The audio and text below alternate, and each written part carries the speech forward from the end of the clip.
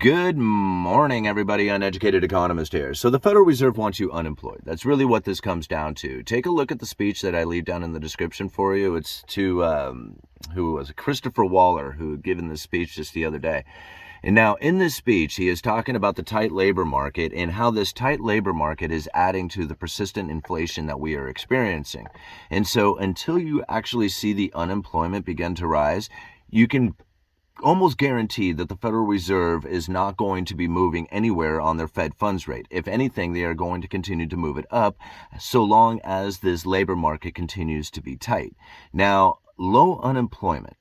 How did this take place? This is something that a lot of people are very unaware of how this actually happened. Now, they want to say, oh, well, all the workers left because of the stimulus packages that were handed out there, and now nobody wants to work anymore. This is where a lot of people are complaining about, where this labor market went. Or that, it's easier to just not have a job and to somehow live life. I don't understand that one at all. How do you pay bills? I guess you live with mom and dad or something. Everybody has these ideas on, where did all the workers go? But to me, it made a lot of sense when you think about it from during the pandemic and the setting up of the special purpose vehicles. Now, when the pandemic was really kicking into gear and everything was starting to freeze up, the Federal Reserve and the Treasury were very panicked about where people were going to get their money, right? It was supporting households and businesses. Remember that? That's what the excuse or the reasonings that the Federal Reserve was stepping up with their efforts to set up these special purpose vehicles in order to backstop every corner of the financial market. Now, if you were following this channel during the time, we were breaking down each one of those lending facilities as, the Federal Reserve was releasing information about them and how they were going to operate. One of these particular lending facilities was called the Corporate Debt Lending Facility. And now to me, this whole thing can be really focused in around just that one particular entity, right? Because these special purpose vehicles, they are literally entities separated from the Treasury and from the Federal Reserve, because neither one of these can actually purchase corporate debt, right? But a special purpose vehicle that was set up during unusual and exigent circumstances. You have to remember, these things would never have existed if it hadn't been for the pandemic itself. So now these unusual and exigent circumstance that allowed for this special purpose vehicle to actually exist was then funded with hundreds of billions of dollars. Literally, I forget how much it was, $600 billion or some ridiculous amount. It was insane, right? And then they put out the narrative, hey, we are going to be buying corporate debt.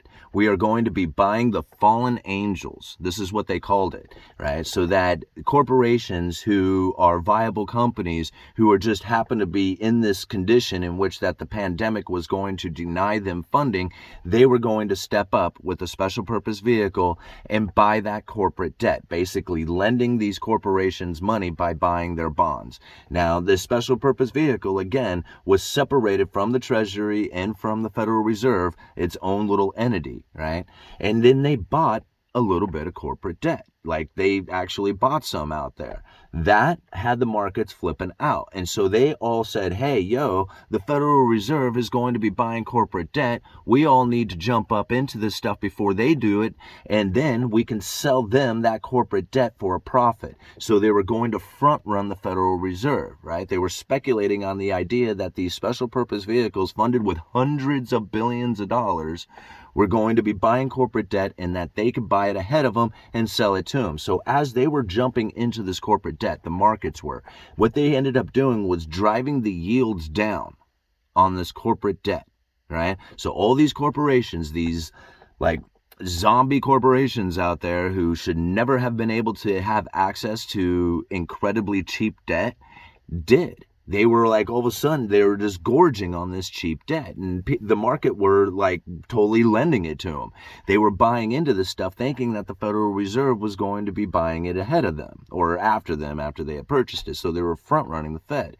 And now as this was taking place, it started driving the yields down on a lot of this corporate debt. Well, now there are fixed income investors out there, right? Fixed income, meaning that they want to buy a bond and know how much they are going to get from it, meaning the yield that they get. Well, as the yields were driven down on a lot of these corporate debts, including the U.S. Treasuries, as the Federal Reserve was also engaged in quantitative easing at the time, meaning that they were buying these treasuries openly, all the yields started going down on the U.S. Treasuries. The yields were driving down on the corporate debt. And then the zombie corporations then had access to funding, right? All of a sudden, these fixed income investors are looking at all this corporate debt going, man, the yield on this stuff is way too low. The price is too high on this stuff.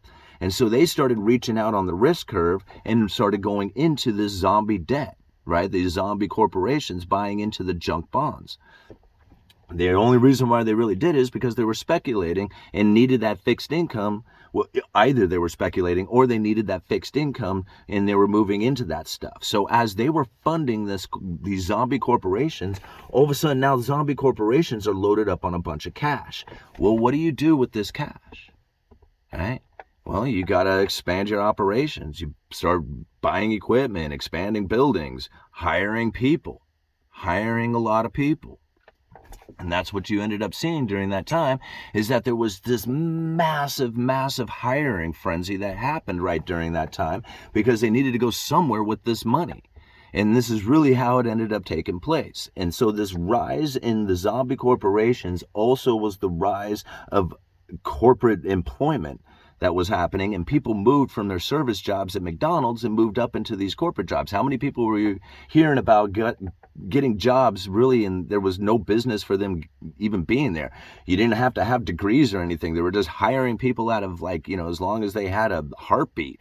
And this was like, everybody was looking at this going, what in the world is happening? How come all these people are getting hired? And now nobody really describes it in this fashion, but ultimately that's what took place, is that these special purpose vehicles gave the position for these zombie corporations to rise and gorge on this cheap debt and then hire a bunch of people.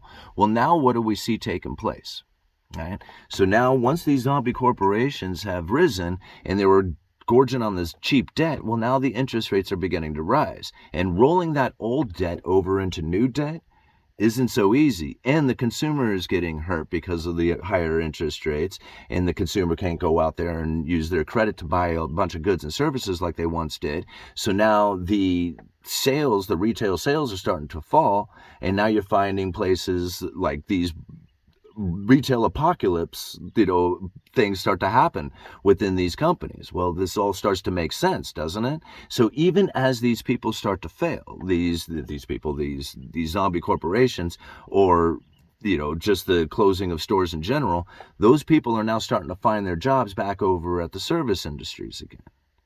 You see, this is the reason why the unemployment isn't rising, and what the Federal Reserve is a little confused about. Now, it's not like they're confused. They know this. Like, if I can explain it, then the Federal Reserve knows it as well.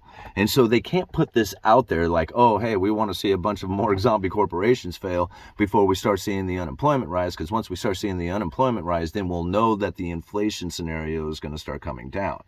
But that's not taken place yet because these zombie corporations are not failed enough.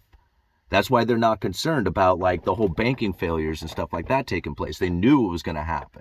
They positioned themselves with the tools that they need that they haven't explained to us yet, very much like the bank term financing program, or isn't that what it's called? This, basically bailing out all the banks when their assets have lost value and their liabilities are then too much. The Federal Reserve will basically step in and buy those assets at full value, or lend them money on those assets as collateral at full value, even though that's not what they're worth at the time.